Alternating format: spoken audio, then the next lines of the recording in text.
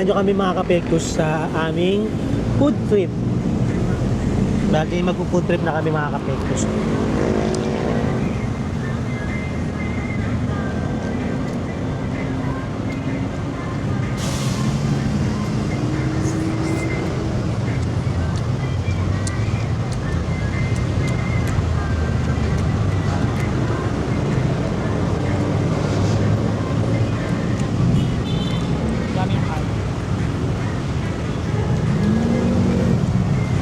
Yes, sa totoo lang naman mga kapektos, diet naman kami. Hindi kami, diet kami.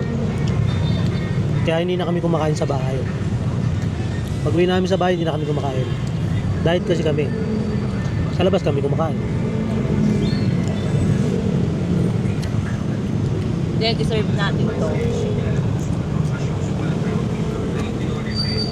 Richard, bakit? Kasi ano, masipag tayo. Sipag kami. Wala kaming absent.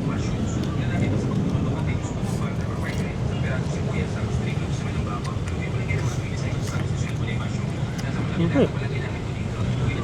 Kaya nga tayo nagtatrabaho para meron tayong pang-tustos.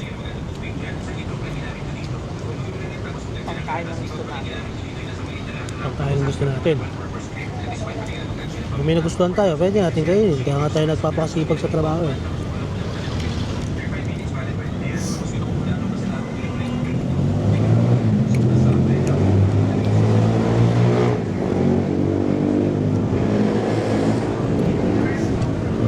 Happy?